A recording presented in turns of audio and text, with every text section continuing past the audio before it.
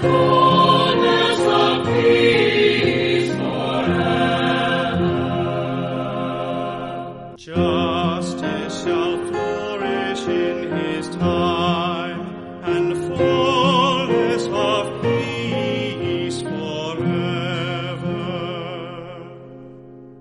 Justice shall flourish in